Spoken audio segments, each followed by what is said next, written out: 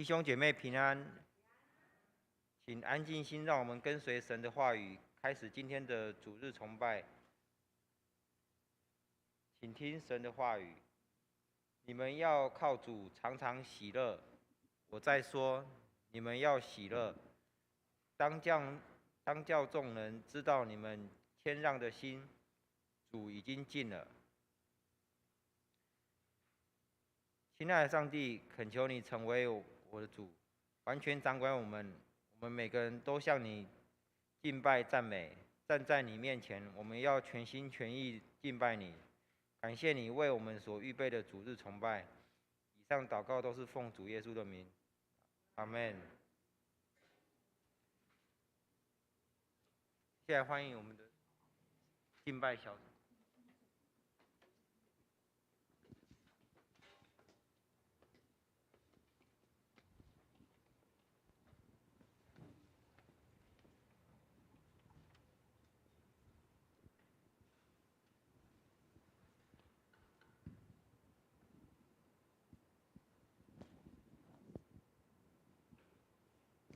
亲爱的弟兄姐妹们，平安！平安！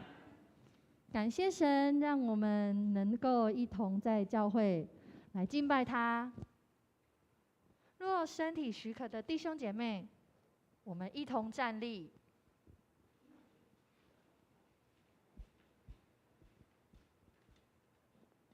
年底了，相信大家都很忙碌，也很疲惫。好吧，我们跟旁边人说。你辛苦了，你辛苦了，辛苦了。然后我们再跟旁边的人说，我们靠着耶稣得胜。我们靠着耶稣得胜，耶稣得胜。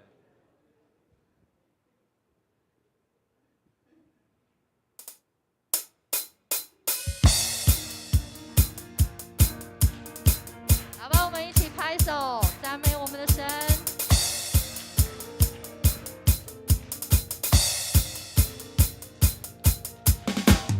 的盼望就在耶稣基督里，在你里面满有平安，生命泉源就在耶稣基督里，有主在我里面活着，我宣告在我里面比世上一切更有能力，我不属这世界，我高举耶稣的名，我宣告在我里面有活水涌流满有能力，有耶稣在我里面活着，我勇敢站立。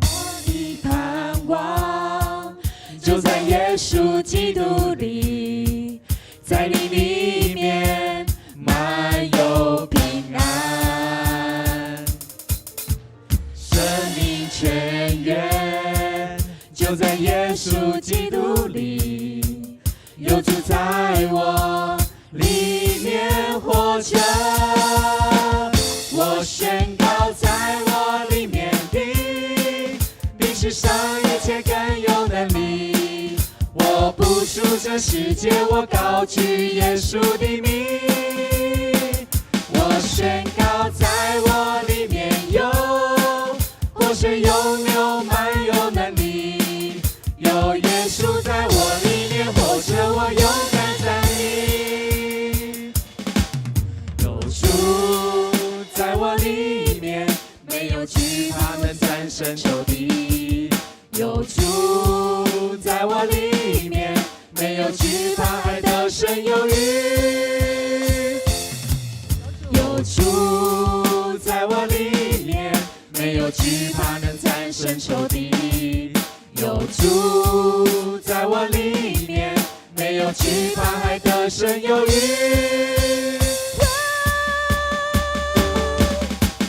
在我里面的比世上一切更有能力，我不属这世界，我高举耶稣的名，我宣告在我里面有活水涌流，满有能力。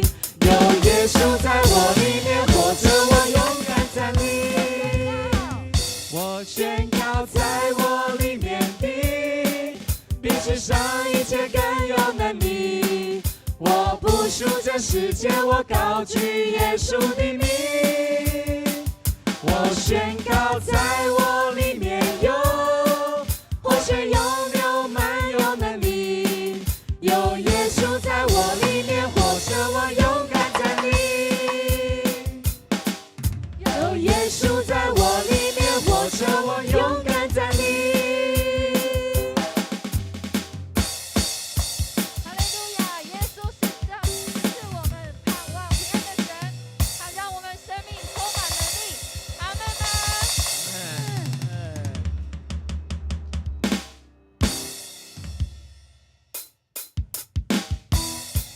耶和华是我们的盾牌，他是我们的荣耀，他让我们不再垂头丧气，因为他是叫我们抬起头来的神。耶和华是我的主，必不致动摇。有耶和华的帮助，还要惧谁呢？耶和华是我牧者，必不致缺乏。有耶和华做我旌旗，必全然得胜。耶和华是我侍卫的盾牌，是我的荣耀，有时叫我抬起头的神。一宿虽然有哭泣，早晨我们的欢呼。你是我的磐石，我的帮助。耶和华是得胜的君王，他是配得我们赞美的。哈利路亚，哈利路亚。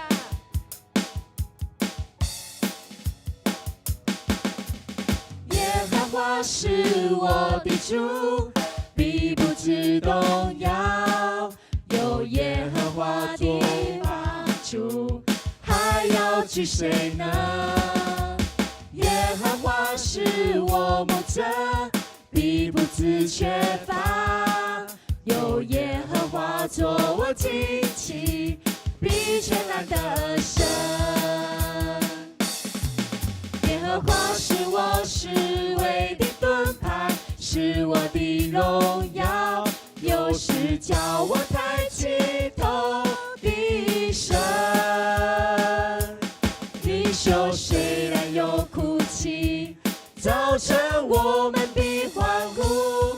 你是我的磐石，我的帮助。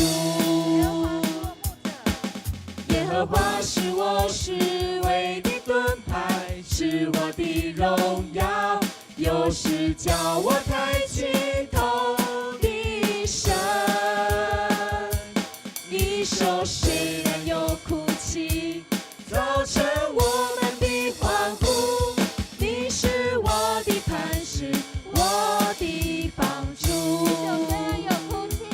一宿虽然有哭泣，早晨我们的欢呼。你是我的磐石，我的帮助。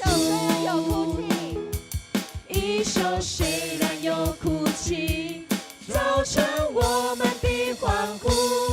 你是我的磐石，我的帮助。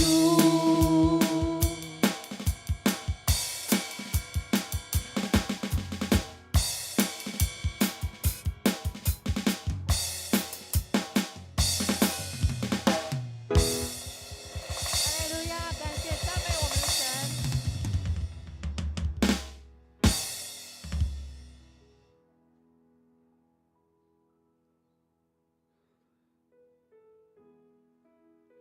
耶稣为我们舍弃了生命，我们是否能勇敢地走出去，跟随他，带领更多的人来认识他呢？主你要往哪里走，我就跟你走，领我走到世界尽头，一生不再回头，让世界听到我们敬拜，我们的祷告，让复兴从我们开始，将主爱带到人群中。我并不完美，也并不特别，而你却是为我舍弃生命的主。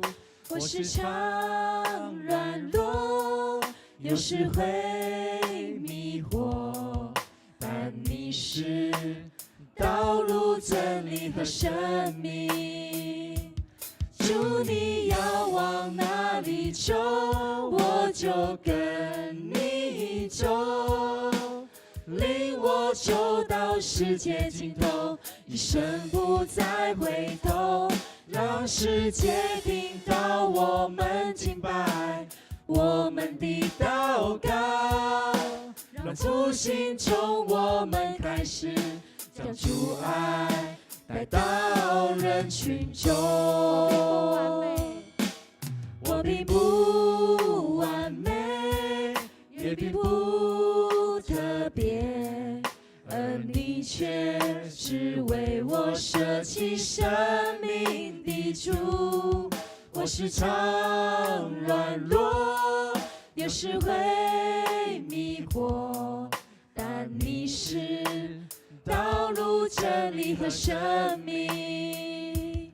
主你要往哪里走，我就跟你走，领我走到世界尽头，一生不再回头，让世界听到我们敬拜，我们的祷告，让复兴从我们开始，将主爱带到人群中。主你要往哪里走，我就跟你走，领我走到世界尽头，一生不再回头，让世界听到我们敬拜，我们的祷告，让复兴从我们开始，将主爱带到人群中。主你要往哪里走，我就跟你走，领我走到世界尽头，一生不再回头，让世界听到我们敬拜，我们的祷告，让复兴从我们开始，将主爱带到人群中。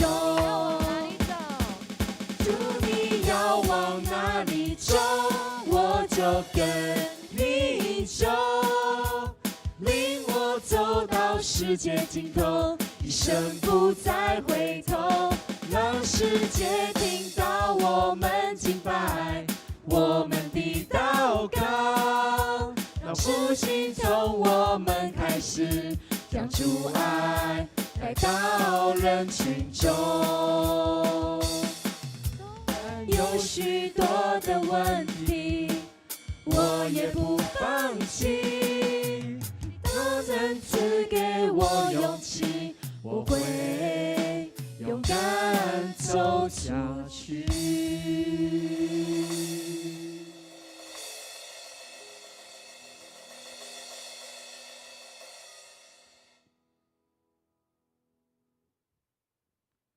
会众，我们仍然站立。我们用使徒信经作为我们信仰的宣告，请。我信上帝，全能的父，创造天地的主。我信我主耶稣基督，上帝的独生子，因圣灵感孕，由童贞女玛利亚所生，在本丢彼拉多手下受难，被钉于十字架受死，埋葬，降在阴间，第3天从死人中复活，升天，坐在全能父上帝的右边，将来必从那里降临，审判活人死人。我信圣灵，我信圣而公之教会，我信圣徒相通，我信罪的赦免，我信身体复活，我信永生。阿们。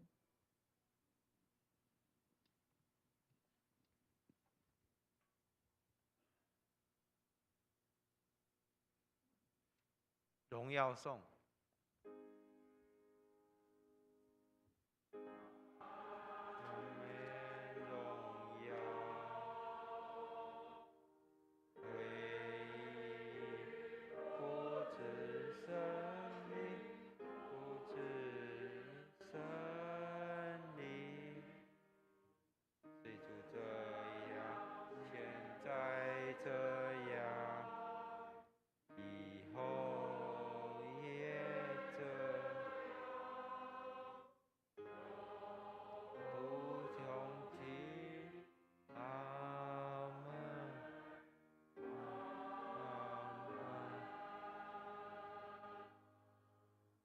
会众请坐。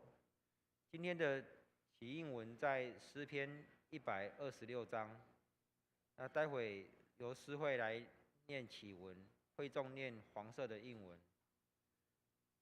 当耶和华将那些被俘的带回锡安的时候，像我们满口喜笑、满舌欢呼的时候，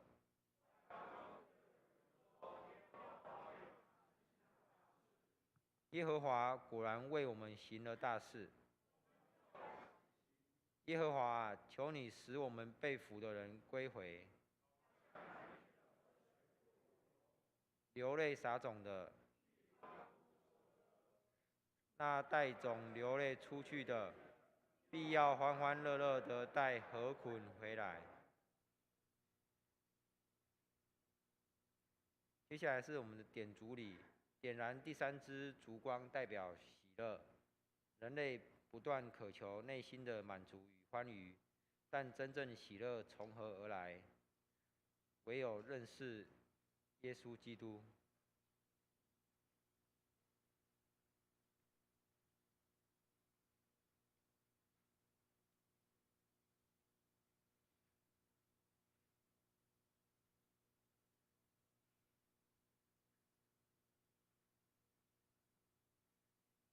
那这边待会有简单的起应文，那待会由我念起文。在这等候上帝的降临时间，我们点燃喜乐的烛光，并应许：上帝啊，我们等候你的救恩，等候你的导引，等候你的来临。接下来，我们为台湾2024年总统及立委的选举祷告。求神拣选合适的执政与立法者来赐福台湾人民，也为世界的时局动乱、和平、战争的国家来求主怜悯，去保护无辜的百姓，将和平能够早日来到，来停止这个战乱。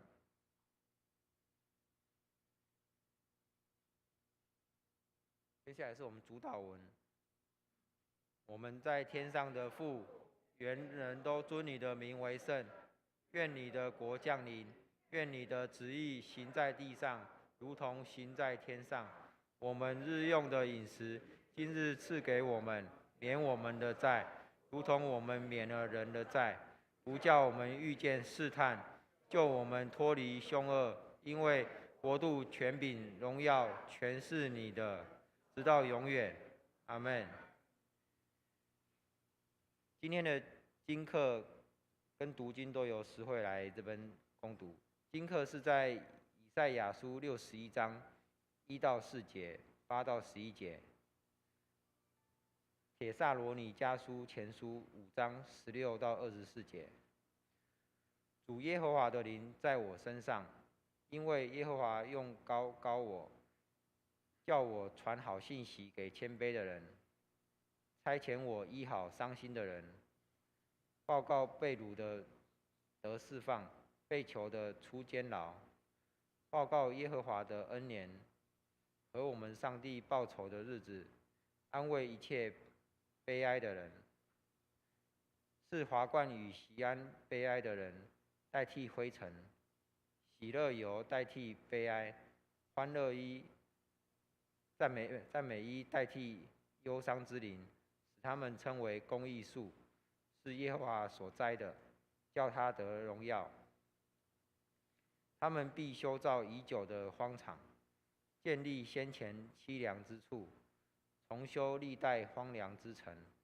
因为我耶和华喜爱公平，恨恶抢夺和罪孽，我要凭实施行报应，并要与我的百姓立永约。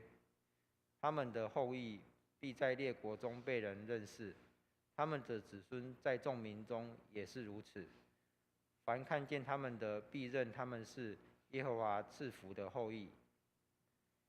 我因耶和华大大欢喜，我的心靠上帝快乐，因他以拯救为衣给我穿上，以公义为袍给我披上，好像新郎戴上华冠，又像新妇佩戴装饰。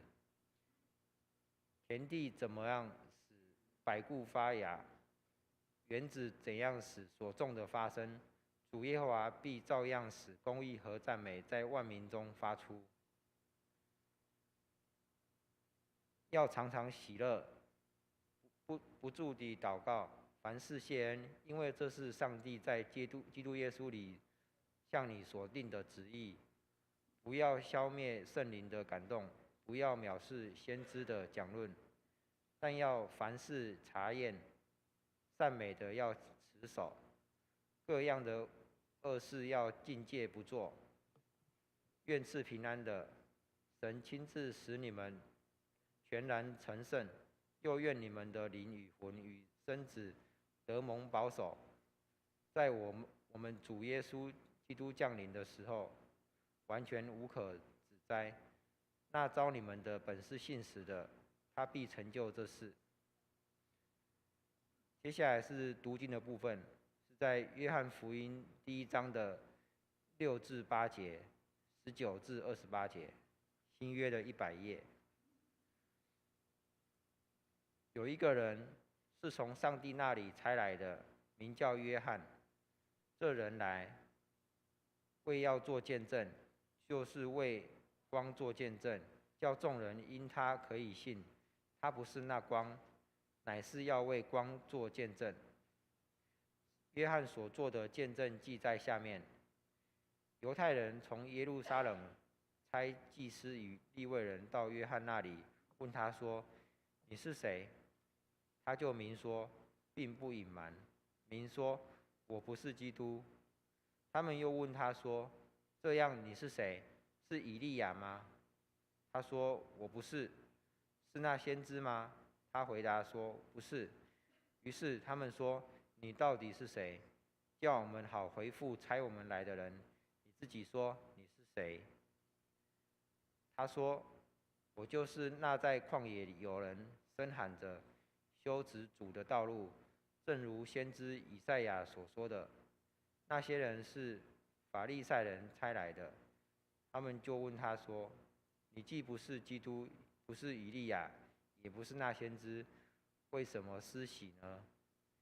约翰回答说：“我是用水施洗，但有一位站在你们中间，是你们不认识的，就是那在我以后来的，我给他解鞋带也不配。”这是约旦河外伯大尼约翰施洗的地方做的见证。接下来我们请诗班。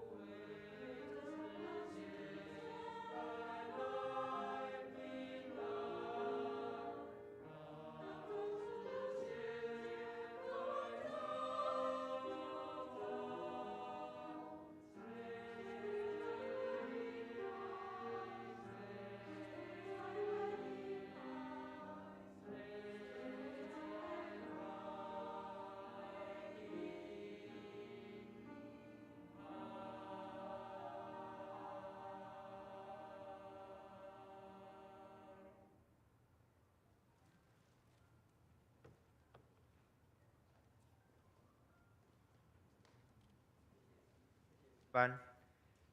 接下来，请牧师为我们证道，欢欣喜乐来见证。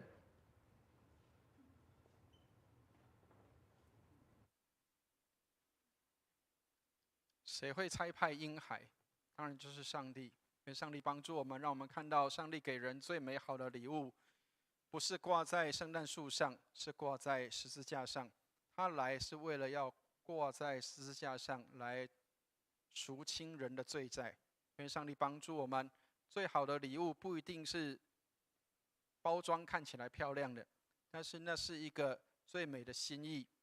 上帝帮助我们，让我们能够在圣诞节期的时候，能够看到耶稣降生成为人的样式，他撇弃天上的荣华，成为人的样式来到我们当中。愿上帝祝福我们，让我们也能够学习谦卑的样式，不是高高在上的，让我们能够谦卑，成为服侍人的人，就像上帝服侍我们一样。愿上帝带领我们。开始前，牧师先跟大家做一个工商服务啊。各位如果今天进来的时候，应该会在招待桌上会看到有一个这个卡片。好，这个卡片就是我们的圣诞晚会的邀请卡。好，所以弟兄姐妹如果可以的话，我们可以在楼下招待桌的地方，我们会有这个卡片，然后请大家能够带回家，或者是你可以多拿几份都没有问题，可以放在社区，或是邀请你的邻居、新朋友，或是福音朋友，我们让他们可以有机会能够在12月23号的晚上，可以来这边跟我们一起来参加圣诞的聚会。很多人不晓得圣诞节是耶稣的生日，不是圣诞老公公的生日哈，所以我们要邀请弟兄姐妹能够拿这个邀请卡，邀请让很多的新朋友、福音朋友知道圣诞节是耶稣的生日。好，那当然不是只有这一面哈，我们还有第二面，就是这个刚刚我们看到了一个很帅的抱着吉他的男生哈，这个千万不要觉得惊讶，我们的这个牧师的同学就是我们的天一兄。天一兄差一点点就变成这样子了所以我们鼓励他，希望他差一点点的话，希望能够全部可以上来好，我们希望这个我们可以邀请12月31号，我们也有一个布道会，就是吉他的音乐布道会。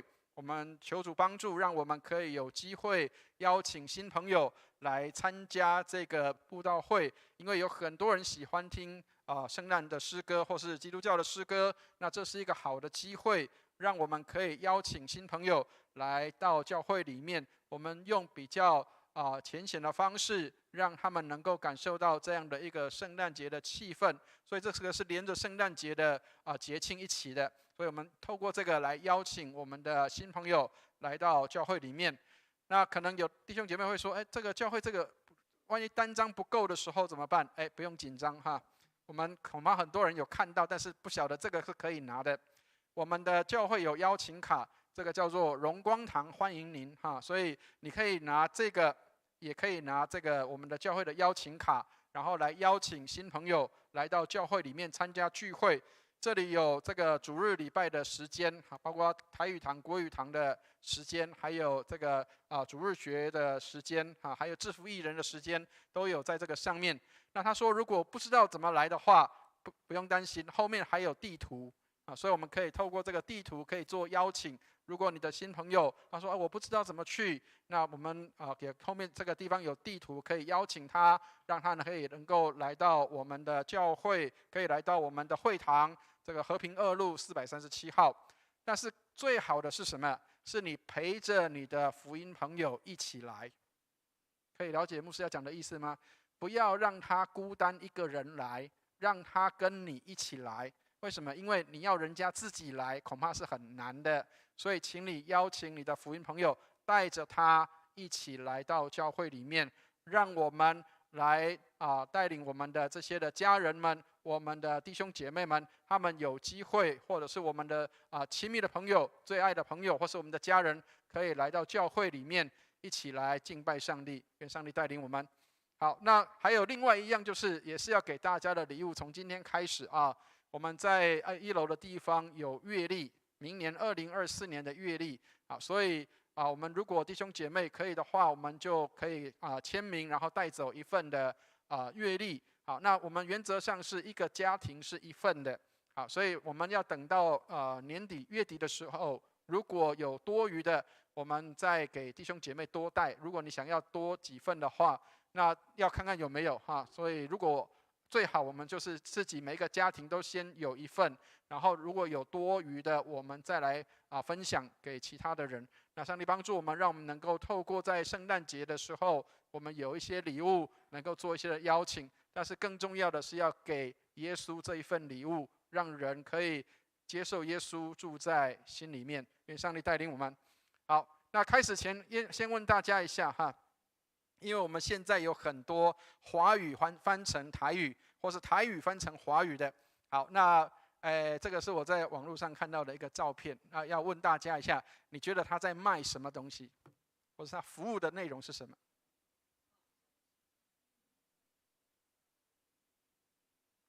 知道他在卖什么吗？知道他在卖什么吗？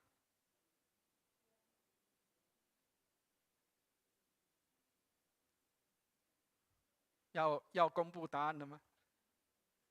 再想一下，再想一下，跟猪有什么关系？没有，对不对？没有啊。好，来破解答案。点猪色，点猪色，怕奢息，听得懂意思吗？电子锁，还有什么打钥匙？点猪色。怕奢息啊，这个，所以如果有人骑车到你家有这个服务的时候，千万不要觉得惊讶。点猪色，他点什么猪色？不是电子锁，点猪色，怕奢息啊！上帝帮助我们，让我们可以知道人家在卖什么哈，免得卖错了。他不是Foodpanda哦，不是Foodpanda哦啊！好，上帝帮助我们。好，我们一起举起圣经来祷告，愿上帝的话成为我们的帮助和力量。我们一起举起圣经来祷告，我们一起念，请。这是我的圣经，他说我是谁，我就是谁。他说我拥有就拥有，他说我可以就可以。今天神的话要来教导我，我诚心悔改，我心里警醒，我灵谦卑受教，我就不再一样。奉主耶稣基督的圣名，阿们。这个不好意思没有放进去啊，但是我发现大家很好，我们都把它背下来了，这个祷文都背下来了啊。好。所以我们这一周叫做将临期的第3周，各位知道为什么今天点的蜡烛怪怪的？有没有发现颜色不太一样？知道吗？以前我们都点紫色，对不对？我们也跟大家说明过，将临期的时候我们都是点紫色，紫色代表的是一个悔改的意思。但是为什么今天点粉红色呢？知道为什么今天的主日比较特别，知道吗？今天的主日的特别是因为今天的主日叫做喜乐主日。好，那为什么叫喜乐主日？因为大家知道那个悔改认罪太久的时候，心里会忧郁，对不对？好，但是呢，我们让一个颜色比较不一样，比较清新，比较感觉上没有那么大的压力的这样的颜色点起来，让我们可以知道这一周叫做喜乐主日。这个喜乐主日是因为我们领受了上帝的恩典，领受上帝的祝福，让我们可以得着赦罪的恩典。谁差派那个婴孩来？这个来的那一位，他是来带来赦罪的消息的，所以我们应当喜乐，不是一直都在那个悔改跟认罪的当中。当我们悔罪之后，我们要接受的是上帝的饶恕跟赦免。好，所以接受上帝的饶恕跟赦免，期待那一位来带来赦免的那一位信息的那一位能够来到我们的当中，把喜乐带到我们当中。上帝帮助我们，让我们可以透过喜乐能够来看到基督徒不是一直 always 都是在这个自我自己打自己。我们虽然会有一些的自我反省，但是我们仍然要接受跟领受赦罪的恩典。上帝帮助我们，赦罪的恩典不是我们去求来的，是上帝给我们的，主动给我们的。上帝带领我们，所以我们在喜乐主日的时候，我们也能够透过这个喜乐主日的一个讯息，让我们能够看到基督徒，我们迎接喜乐等候基督的降生。所以很多时候我们都以为说是快乐，其实喜乐跟快乐是不一样的。喜乐是内心的、内在的，快乐是外加的。即使没有喜乐的事情，没有快乐的事情，我们仍然能够喜乐，因为这是我们的选择。我们选择期待跟希望，带来希望、带来盼望的这个信息，能够进到我们的心中。上帝帮助我们，让我们能够在喜乐的主日的时候，我们也让人看到基督徒是有喜乐、有平安在里面的。好，所以各位知道，今天我们所读的经文有一个很重要的人物，这个人叫做施洗约翰。但是我要先跟大家来分享，有3位的为光做见证的3位宣教士，他们可能是比较早期的，也有现代的，但是这3位恐怕很多人有人知道，有人不知道，因为里面有一个是很有名的，但是其中有2位是不太有名的。但是要让大家知道，这几位宣教士都是为光做见证的。好，我要先跟大家介绍这一位宣教士，叫做伯格里。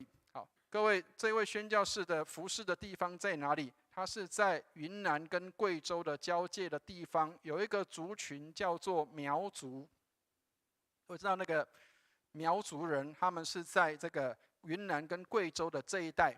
好，那据说苗族人是谁的后裔，知道吗？有听过黄帝吗？黄帝跟蚩尤打仗，对不对？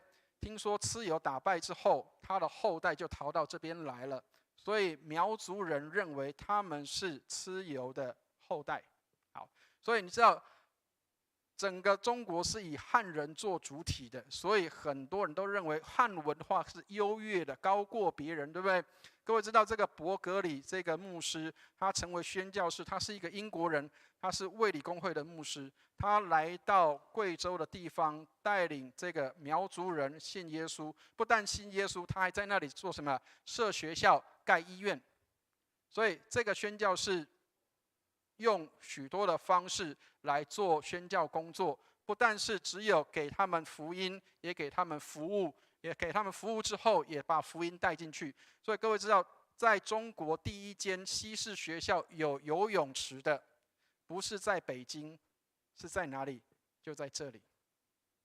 啊，所以欢迎大家可以去这个网络上搜寻这一位牧师，他是第一个把西式的这个医院跟这个学校带进苗族的地区的人。所以很多人以为说是这个北京是汉人的地方，不是，是在这里。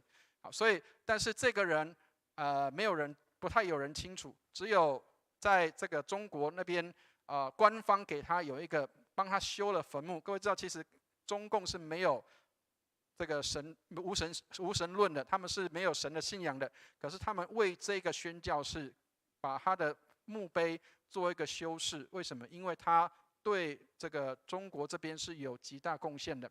所以亲爱的弟兄姐妹，上帝帮助我们。或许我们在这边不认识这个人，但是这个人他却在另外一个地方，他是带来极大的贡献跟极大的付出，在那个地方，他的一生也是在这里。好，另外一位跟我们比较相关的这一位，可能应该大家都认识他，这个知道是谁吗？这个现在是彩色版，各位以前都是黑白照片，他只是把它涂成彩色。各位知道他是谁吗？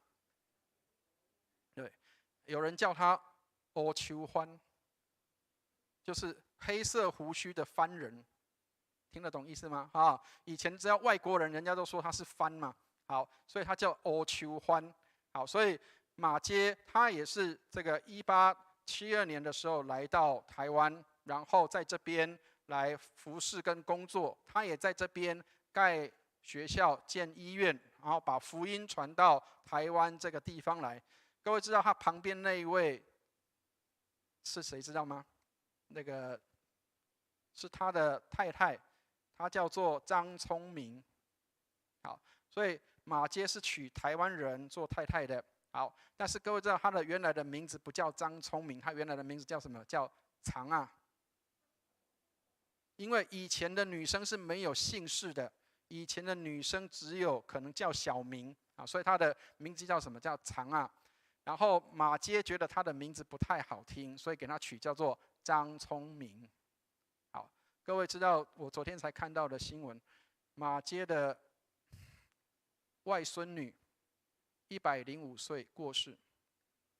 在他的临终的时候，他一直喊着：“我要回到福尔摩沙，我想念福尔摩沙。”亲爱的弟兄姐妹，知道福尔摩沙在哪里？知道吗？马偕的孙女还在念着台湾。你知道，各位知道有很多人说我爱台湾，可是都往哪里去？往国外去。可是却有外国人爱台湾，他回到哪里？来台湾来。亲爱的弟兄姐妹，上帝帮助我们，爱不是只是用嘴巴说的，是心里面跟行动的。上帝帮助我们，一个外国人他爱台湾，他是实际上来到这里。很多人爱台湾，但是却出国去了啊。好，第3个宣教士，请大家看一下，认识这个人吗？这个人叫做薄柔染。好，各位如果不知道，也应该知道他在的那个医院叫做门诺医院。好，各位知道门诺医院在哪里？知道吗？花莲，对不对？好，花莲有一个很有名的院长叫黄胜雄。黄胜雄常常在做见证的时候讲这句话，他说：“美国很近，花莲很远。”好，但是请记得，不是他讲的，不是黄胜雄讲的，是谁讲的？是他的老师，这个薄柔染医师讲的。这个薄柔染医师讲什么？他说：“美国很近，花莲很远。”但是这个薄柔染医师他是美国人。好，他为什么要告诉黄胜雄医师这个事情？因为黄胜雄医师本来想要到美国去，好，但是呢，他的老师就告诉他，美国很近，花莲很远。因为花莲虽然在台湾岛这里，但是要花7、8个小时才可以绕过去，开车或是坐车，你要绕7、8个小时才可以绕过去。但是美国也是7、8个小时就可以到啊。所以有的人希望到美国去，却不愿意绕到台湾的后山，到那里去服务。所以黄胜雄医师留在花莲，是因为这个薄柔染医师能够在这边感动他，让他愿意能够到台湾的后山去。亲爱的弟兄姐妹，薄柔染医师在2年前也过世了。刚刚讲了，其实牧师心里面有点难过，就是很多时候外国人比台湾人更爱台湾，这是我们需要去反省的。当我们讲爱上帝的时候，有时候也要小心，搞不好没有信主的人比信主的人更爱上帝。求主怜悯我们，让我们能够看到这些人他们活出什么样的生命哈。好，所以我们来看一下今天的经文里面，这个人他是一个很特别的人，在4卷福音书里面都提到这个人，但是他却不是这个书里面的主角。我们来看一下这个人哈，第7节，我们来念一下今天经文里面第7节的地方，我们来念一下第7节哈，一起念来。这人来要做见证，就是为光做见证，叫众人因他可以信。好，所以施洗约翰他是一个很特别的人，他来要做什么？他要来为光做见证。他说叫众人因他可以信。好，所以亲爱的弟兄姐妹，这个人来他是为光做见证，他不是夸耀自己说我很厉害，我很有学问，我的讲道很好，所以很多人喜欢到我这里来，然后受洗归入我的名下。没有，他做什么？他说要为光做见证。亲爱的弟兄姐妹，这是给我们的一个提醒。很多时候我们常常在工作服侍或者是侍奉很好的时候，服侍很好的时候，就忘了自己是谁。很多时候我们忘记我们是来为光做见证的。很多人以为说对光做见证，那只有牧师的事情、宣教士的事情，刚刚那些宣教士的事情跟我没有关系。亲爱的弟兄姐妹，我们在每一次做完礼拜的时候，牧师祝祷完，很多人说这是做礼拜结束，对不起，这是开始。它不是结束，那是开始。什么地方的开始？是你为主做见证的开始。所以，亲爱的弟兄姐妹，千万不要以为我们做礼拜完，牧师祝祷完，终于可以回家轻松了。不是，这里叫做练习场。我们要到哪里去比赛？要进到世界里面做比赛。亲爱的弟兄姐妹，我们要为光做见证，不是在教会里面发光，而是什么？要进到社会里面，进到社区里，进到你的家里，来为光做见证。好，所以马太福音的第5章16节里面，他说：“你们的光也当这样照在人前，叫他们看见你们的好行为。”亲爱的弟兄姐妹，光是什么？光是我们显出来的好行为。他说你们的光是怎么样？照在人的前面。亲爱的弟兄姐妹，人有没有从你的身上看到耶稣基督？人有没有从你的身上看到信耶稣的人原来是这样？当人不愿意去的地方，而我愿意去；当人不愿意做的事情，我愿意做，那就是光。耶稣来也是这样，耶稣来去做别人不愿意做的事情。所有的人都喜欢往上走，都喜欢往上爬。如果我是这个最底层的作业员，我希望往上变成小组长，做这个股长，做科长，做一直往上走，甚至做到经理，做到什么样的等级？人喜欢往上走，但是上帝却是往下走的。上帝往下走，他成为谦卑的样式。亲爱的弟兄姐妹，人喜欢往上爬，但是上帝往下走来服侍人。我不是说上帝堕落，不是，而是上帝亲自成为人的样式来服侍人。他说：“你们的光也当这样照在人前，叫人看见你们的好行为。”好，所以施洗约翰他是在当时的一个人觉得他应该就是上帝差来的那一位先知，应该是上帝差来的那一位，因为他很有能力，讲道很有 power， 他很会做这个服事。虽然他没有行过任何一件神迹，但是人听到他的讲道就悔改认罪。亲爱的弟兄姐妹，牧师希不希望这样？当然希望。我很希望能够站在台上，然后下面很多人听到牧师讲道，然后全部都能够认罪悔改，哭得稀里哗啦，都很好。但是，亲爱的弟兄姐妹，施洗约翰很清楚知道他的任务跟责任是什么。他说：“我不是基督。”亲爱的弟兄姐妹，知道刚刚读圣经在读什么吗？很多人来问他，有没有看到祭司跟利未人都来问他？各位知道那个叫宗教警察，知道吗？宗教警察来问什么？你到底是谁？你是谁？你讲清楚你是谁？你是基督吗？你是先知吗？你是什么样的人物？很多人要求施洗约翰要表态，你到底是谁？要不然你凭什么来施洗？亲爱的弟兄姐妹，各位知道以前洗礼其实并不是一件不常见的事情。洗礼是什么？是老师，是这些的教导者、传道人，他们希望带来悔改之后，透过洗礼来表达一个认罪悔改的意愿。好，所以很多人会用这个方式来带领人，并且让人悔改决志信主洗礼。我所谓的信主那时候是信上帝，耶和华上帝。所以包括有很多的这些的外邦人，当他们没有受割礼的时候，他们也透过洗礼来表达他们对犹太教的这样的一个信仰。好，所以施洗约翰是这当中的一位。他透过洗礼来表达，让人能够来看到，应当要悔改，并且要进到上帝的国，不要一直沉沦在黑暗和罪恶的当中。各位知道我们在台湾，因为我们的冷天比较少，今天是特别比较不一样，今天是特别冷。好，但是各位知道，在西方或是在其他的地区里面，其实冬天的时间是很久的，或是冷天是很久的。好，所以温暖的天气比较不太多。好，所以各位有很多人，你可能会接收到一些信息说，圣诞节不是真的耶稣的生日。为什么？因为这一天真的不是耶稣的生日。但是这里的隐喻是什么？各位知道，12月25号一般来说都是在所谓的叫做冬至的时候。我们的冬至在12月22号，知道吗？好，各位知道冬至代表什么意思？知道吗？夜晚越来越短了，白天要越来越长了。所以意思是什么？真光要来到，黑暗就要退去了。我们在台湾很热，所以我们感受不太到，对不对？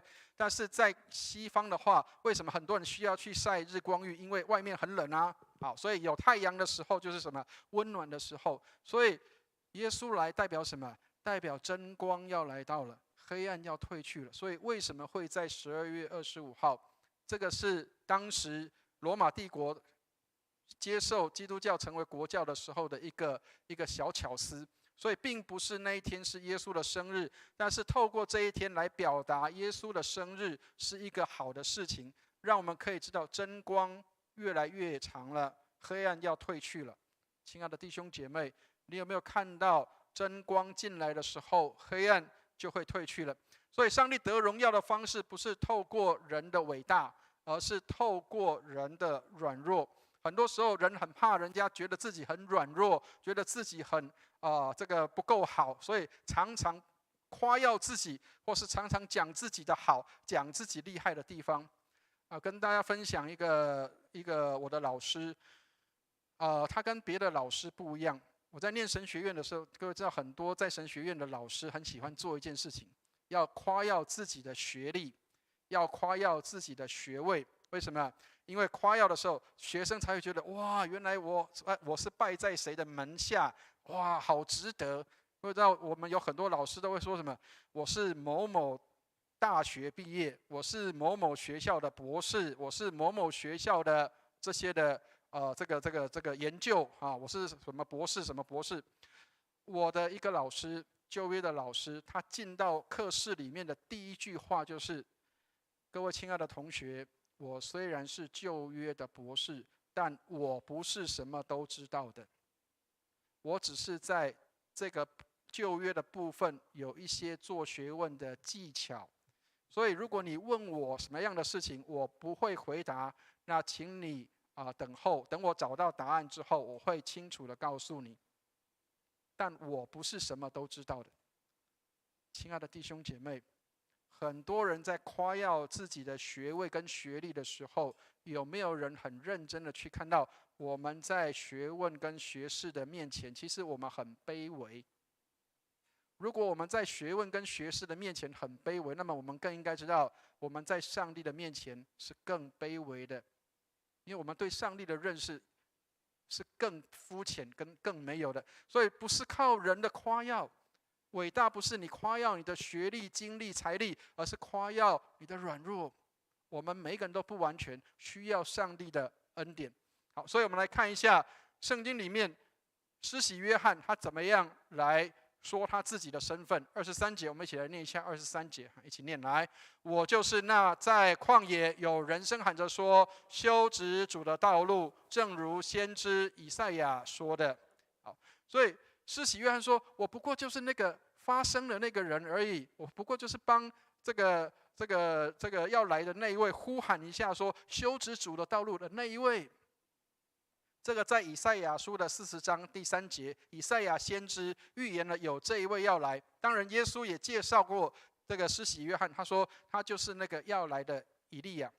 但是当时的人并不认识他，他也不会去强调主角的光环。各位知道，很多时候我们在服侍的时候、侍奉的时候，我们常常会去强调主角的光环。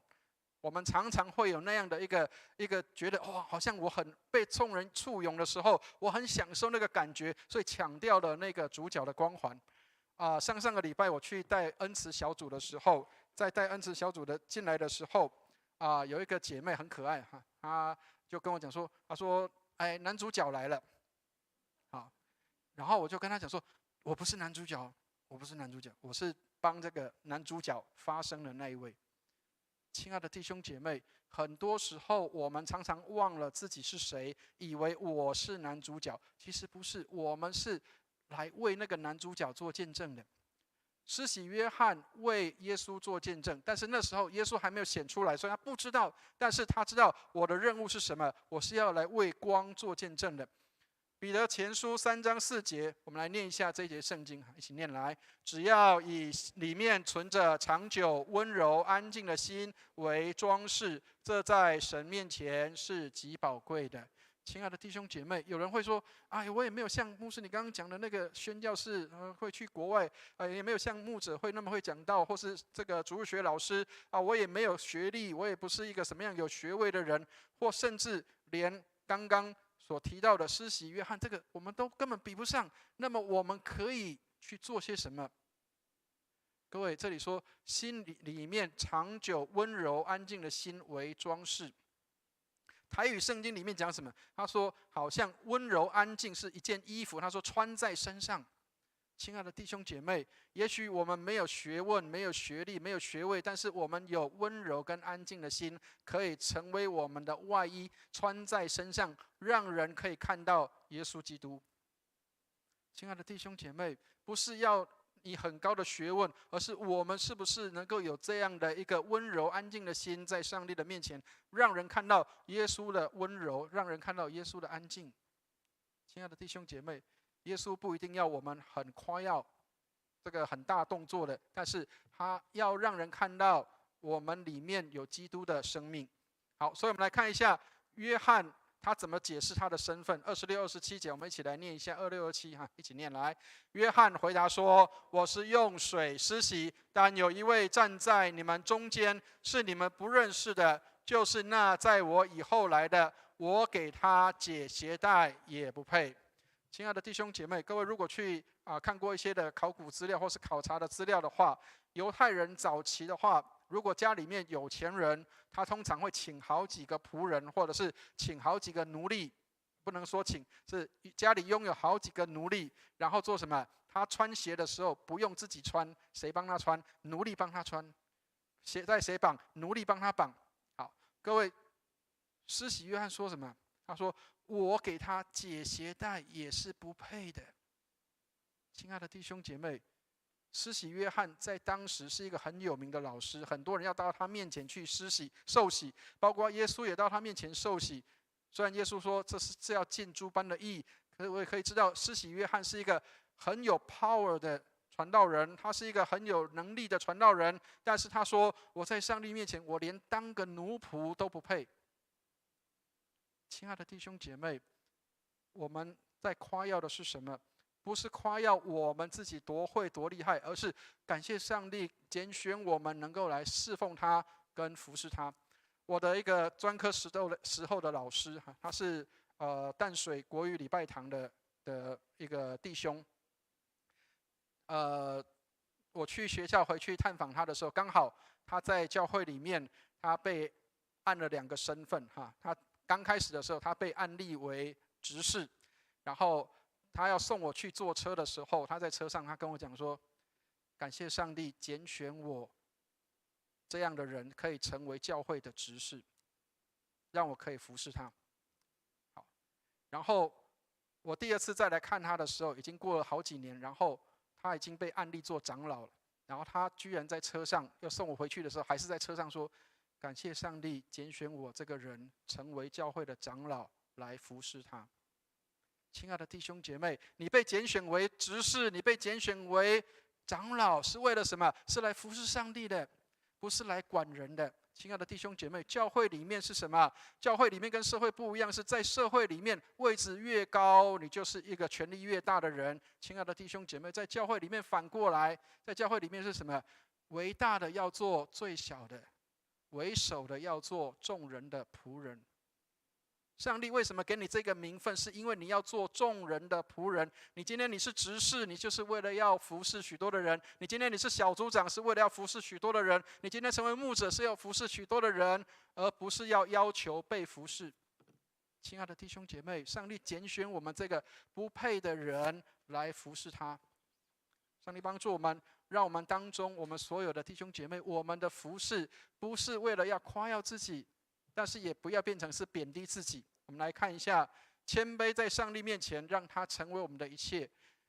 施洗约翰没有用这个来夸口说：“你看我多厉害，我讲到多少人会听，我多施洗多少人，受洗多少人。”各位知道，现在教会通常都在比拼这个，知道吗？很多人都在拼什么？教会里面受洗多少人？教会会有人数多少人？教会里面有多少人在教会里面的人数？我们忘记了我们的教会应该是什么？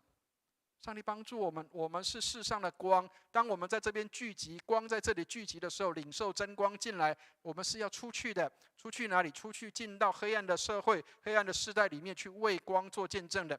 所以谦卑的让上帝成为你的一切，让耶稣成为你的一切，让我们能够在我们的里面去能够荣耀上帝。所以真正的谦卑不是贬低自己，刚刚牧师提到了，不是要贬低自己说好像我很差很糟糕，不是，而是什么？是少想到自己。我不是为了好处来的，也不是为了要得到什么名声，或是要得到什么样的好东西，或是要有薪水才来服侍。亲爱的弟兄姐妹，牧师要告诉大家一件事情，在我们的教会里面，虽然有全职同工，但是事实上我们的全职同工，如果以他的叫做性价比当然很高，我只能说性价比很高，因为他们领很少的钱，但是他们做很多的服事。可是各位知道，如果以真正的劳工付出的代价的话，我们根本请不起我们办公室里面所有的干事跟这些的员工，因为他们的付出超过他们的薪资。亲爱的弟兄姐妹，如果不是为了爱上帝的缘故，没有人要去做这个不好玩又常常会被人家念到爆的这样的一个位置。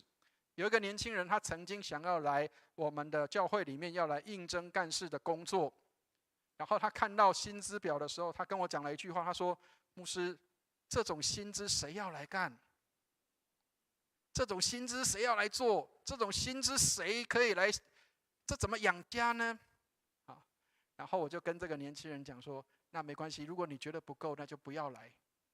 你觉得不够，你不要来。当然我们一定是符合劳基法的需要，一定给予超过劳基的薪资，但是事实上我们是亏欠了很多我们服侍的同工，因为他们所做的比他们的薪资高太多了。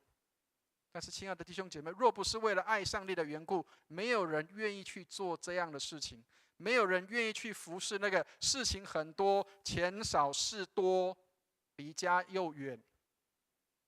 真的，我们的同工当中有人离家是远的。亲爱的弟兄姐妹，上帝帮助我们，让我们能够看到真正的谦卑不是贬低自己，而是少想到自己。好，所以施洗约翰在什么地方做见证？在约旦河伯大尼这个地方。28节，我们一起来念一下28节，一起念来。这是在约旦河外伯大尼约翰施洗的地方做的见证。亲爱的弟兄姐妹，约翰在哪里做见证？在伯大尼。各位知道伯大尼，你如果没有仔细读圣经，你恐怕连伯大尼是什么东西都不知道。可以了解牧师要讲的意思吗？所有的人都会听到什么啊？耶路撒冷，哦，这个太有名的地方啊，或者是啊，这个哪个地方圣经里面讲的哪个地方很有名？可是各位知道伯大尼是什么地方，知道吗？一个小镇，一个传道人愿意委身在一个小镇里。你可以想象那个是一个多么不容易的事情。你是一个名讲员、名牧师，谁不希望到台北市？谁不希望到高雄？谁不希望到台中这种大的城市？谁要去那个罗东？谁要去云林？谁要去屏东这种小地方？谁要去？没有人要去。亲爱的弟兄姐妹，但是施洗约翰他做什么？他在约旦河外的伯大尼，在那里为耶稣做见证。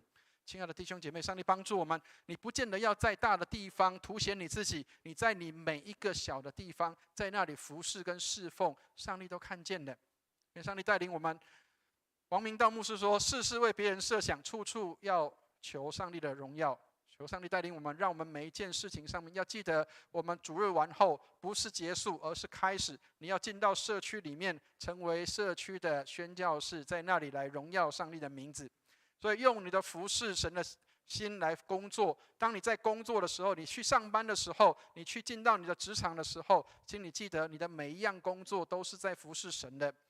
跟大家讲一个见证，我曾经有讲过，有一个牧师在台中。他去逢甲夜市去看这个去买东西的时候，看到有一个摊位，水果排得整整齐齐，擦得干干净净的。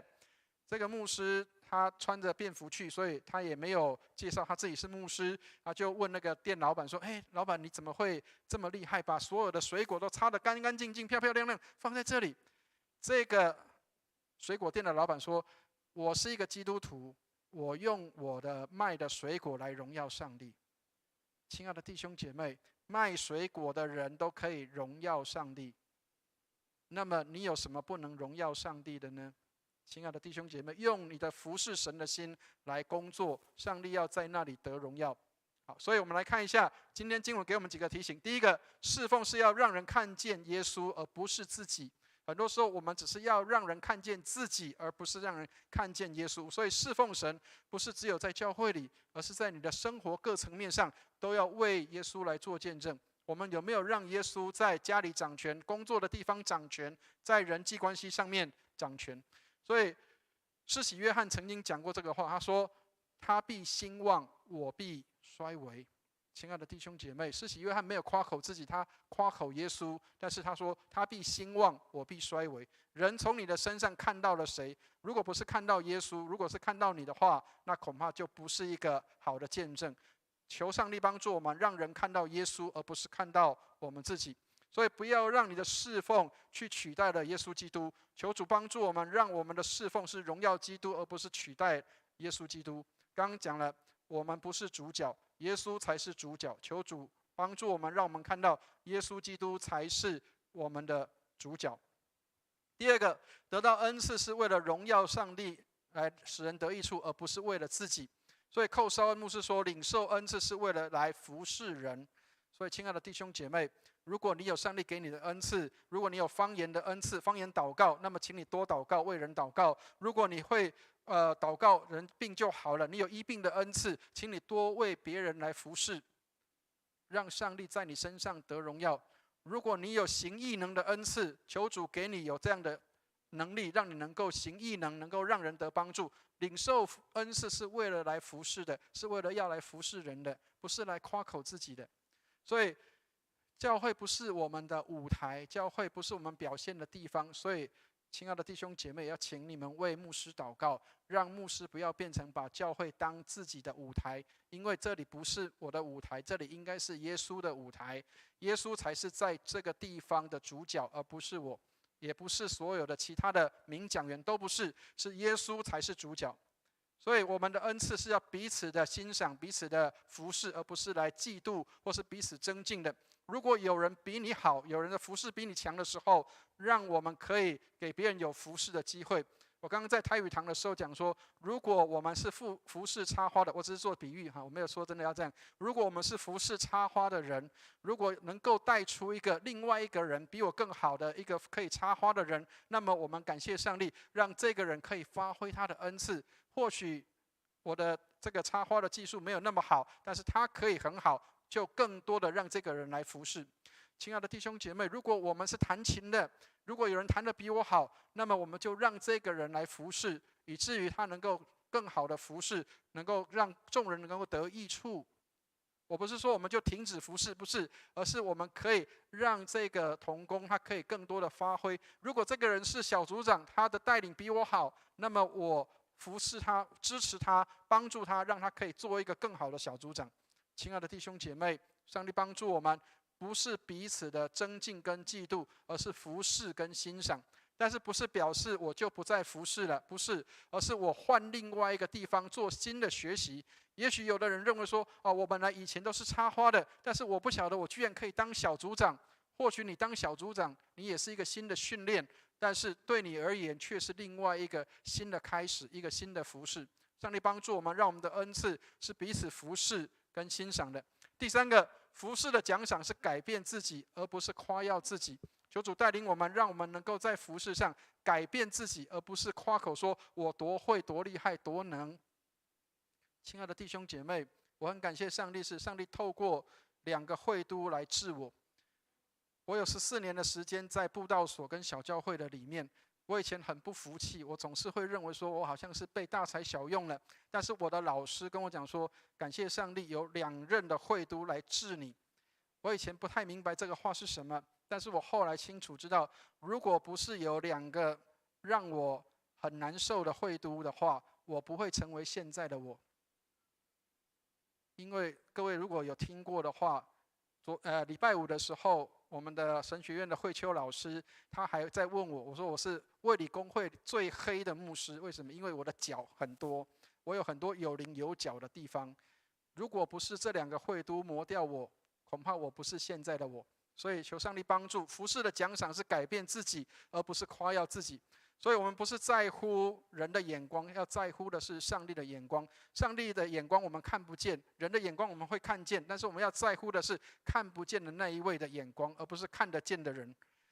所以最后给大家一个勉励，就是这是寇绍恩牧师他的一个回应。他对于在教会里面一些服事的同工，他有这样的一个感谢。他说：我深深敬重那些当教会最困难的时候，仍默默承受指责，不说话，不回嘴，只做事，带着盼望坚守岗位的长辈们，他们是真正懂得爱，爱就是不放弃希望。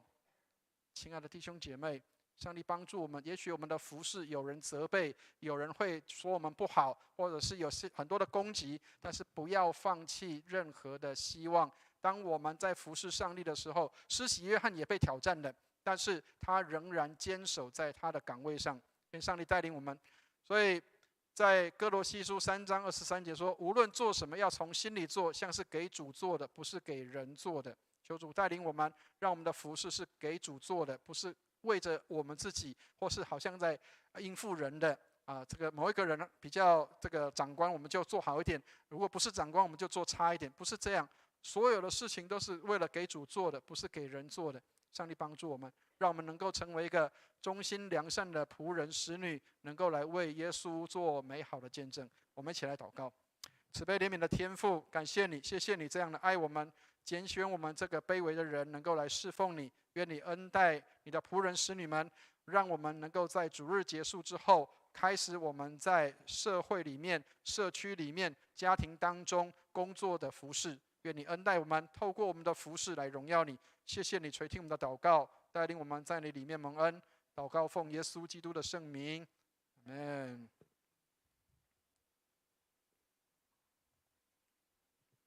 谢谢牧师用上帝的话语来坚定我们。接下来是我们回应诗歌，今天的回应诗歌是在心灵164首夜半歌声。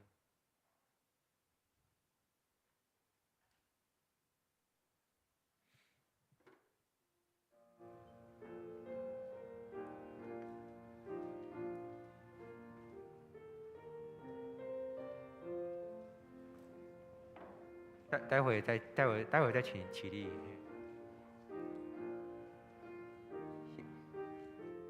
会中如果可以先请坐。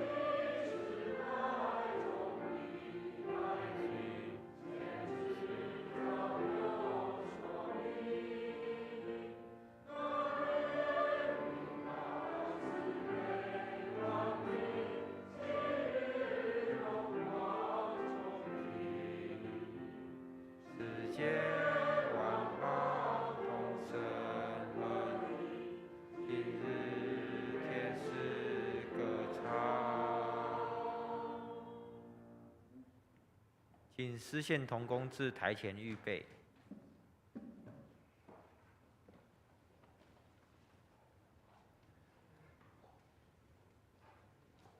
在天上的父，我们所拥有的都是从你的恩典而来，做你所喜悦的事，以正直的心乐意献上金钱，在你的事工上所使用，叫教会被造就，福音得以兴旺，让更多人来感受你的爱及救恩。以上奉主耶稣的名，阿们。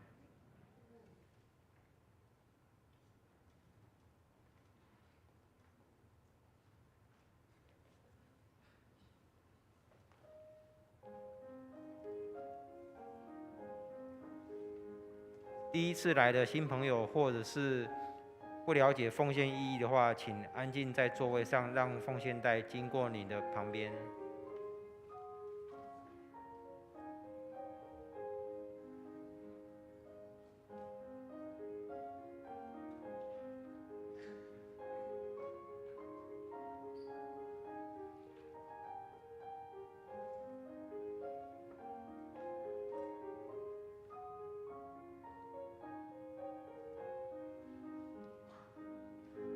会众请起立。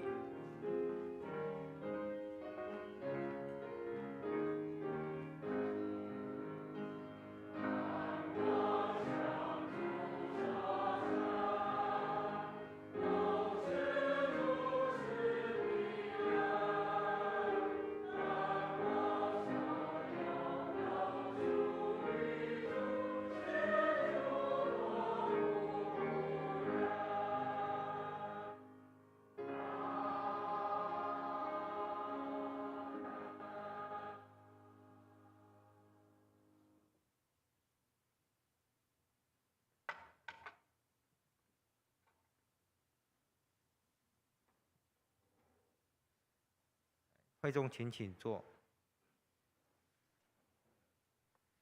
接下来我们来唱这个《我们成为一家人》第二遍的时候，大家可以拱手问安。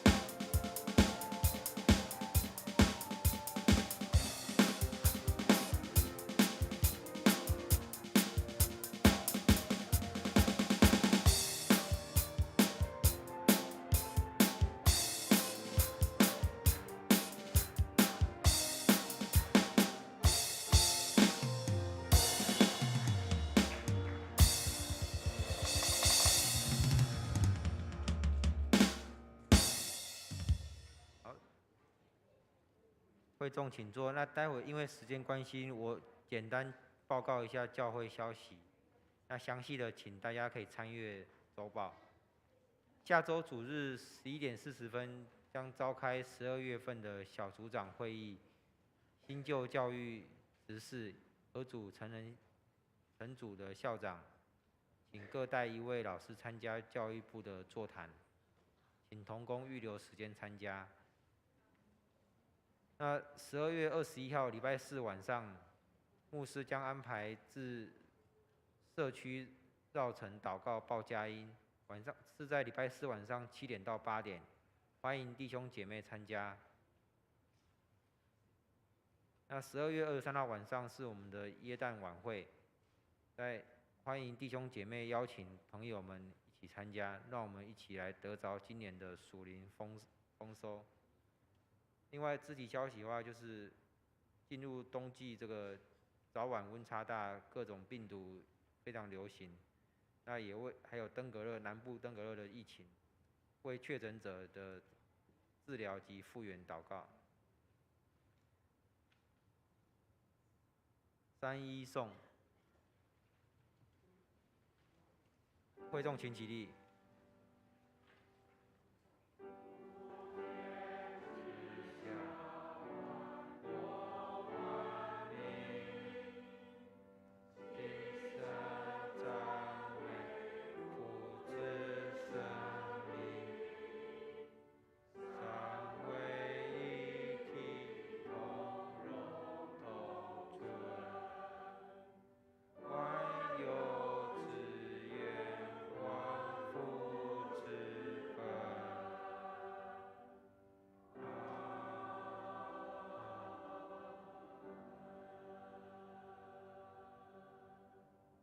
请牧师为我们祝福。祝福，慈悲怜悯的天父，让我们有勇气、有信心、勇敢的心为你来做见证，使人从我们的身上看见耶稣基督的样式，让你的荣耀在天上显现，也在地上被尊崇。愿我主耶稣基督的恩惠、天父上帝的慈爱、圣灵的感动与交通，常与我们众人同在，从今时直到永永远远。阿们。阿门颂。